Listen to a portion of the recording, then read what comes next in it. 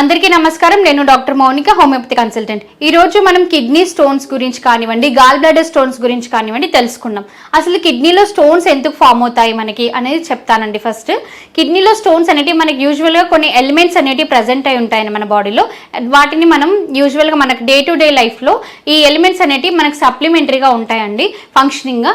So usually అవి మనకి kidney stones like elements అంటే కనుక మనకి యూరిక్ యాసిడ్ లెవెల్స్ కానివ్వండి, నెక్స్ట్ కొలెస్ట్రాల్ లెవెల్స్ కానివ్వండి, కాల్షియం సాల్ట్స్ కానివ్వండి, ఇటువంటి కొన్ని ఎలిమెంట్స్ అనేవి రిలీజ్ అవుతూ ఉంటాయి. సో ఎప్పుడైతే మన బాడీలో యూరిన్ కాన్సన్ట్రేషన్ అనేది ఇంక్రీజ్ అవుతుందో, అంటే యూరిన్ కాన్సన్ట్రేషన్ అనేది ఇంక్రీజ్ అవ్వడం అంటే మన బాడీలో కిడ్నీలో స్టోన్ ఫామ్ అయినప్పుడు యూరిన్లో లైక్ సివియర్గా బర్నింగ్ సెన్సేషన్ ఉండడం కానివ్వండి, యూరిన్ వెళ్తున్నప్పుడు బ్లడ్ లాంటిది కనిపించడం కానివ్వండి, పెయిన్ ఉండడం కానివ్వండి, ఇటువంటివి చూస్తుంటాం అన్నట్టు. సో అప్పుడు మనకి కిడ్నీలో స్టోన్స్ ఫామ్ అయినట్టు మనకి డయాగ్నోజ్ అవుతుంది. సో బేసికల్గా ఈ కిడ్నీలో స్టోన్స్ ఫామ్ అవ్వడానికి రీజన్స్ అంటే కనుక ఒకటి మనకి హెరిడిటరీ ఇష్యూ ఏదైనా ఉంటే కనుక హెరిడిటరీ వల్ల అటాక్ అయ్యే ఛాన్స్ ఉంటుంది.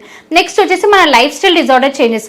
మన లైఫ్ స్టైల్ డిజార్డర్ చేంజెస్ అనేవి మోస్ట్లీ ట్రిగర్ అయ్యే ఛాన్స్ ఉంటుంది. ఎందుకంటే మనం ఎక్కువగా కంటిన్యూస్గా కూర్చొని ఒకే చోట వర్క్ చేయడం కానివ్వండి, మనకి ఫిజికల్ యాక్టివిటీస్ లాంటివి ఏవి లేకపోవడం కానివ్వండి, నెక్స్ట్ మనం తీసుకునే ఫుడ్ ఏదైతే ఉంటుందో దాంట్లో అమైనో యాసిడ్స్ కానివ్వండి, ఆక్సాలిక్ యాసిడ్స్ కానివ్వండి, ఇటువంటి ఫుడ్స్ అనేవి ఎక్కువగా మనం కన్జ్యూమ్ చేస్తే కనుక దానివల్ల కూడా మనకి ఈ కిడ్నీలో స్టోన్స్ అనేవి ఫామ్ అవడానికి అవకాశం అనేది ఉంటుంది. మేజర్గా అయితే కనుక అవుట్ సైడ్ ఫుడ్స్ అండి. చాలా మంది ఇప్పుడు ప్రజెంట్ జనరేషన్లో అయితే కనుక మన లైఫ్ స్టైల్ బిజీ షెడ్యూల్స్ వల్ల చాలా వరకు మనం అవుట్ సైడ్ ఫుడ్ అని ప్రిఫర్ చేస్తుంటాం. సో ఆ అవుట్ సైడ్ ఫుడ్లో మనకి చాలా రకాల ప్రిజర్వేటివ్ ఐటమ్స్ అనేవి ప్రిజర్వ్ అయి ఉంటాయి. సో అవి కన్జ్యూమ్ చేయడం వల్ల కూడా మనకి కిడ్నీలో స్టోన్స్ అనేవి ఫామ్ అవుతూ ఉంటాయి.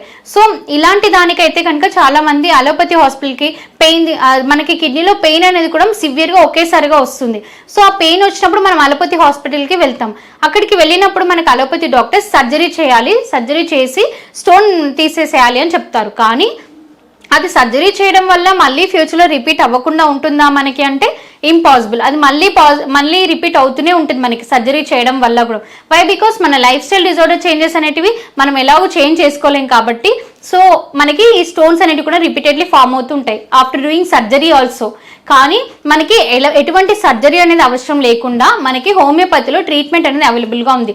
ఓన్లీ మనం మెడిసిన్స్ యూజ్ చేసుకుంటూ ఉంటే కనుక ఫ్యూచర్లో మళ్ళీ రిపీట్ అవ్వకుండా, రీయకర్ అవ్వకుండా పర్మనెంట్గా తగ్గించుకునే అవకాశం అనేది హోమియో మెడిసిన్స్లో ఉంది.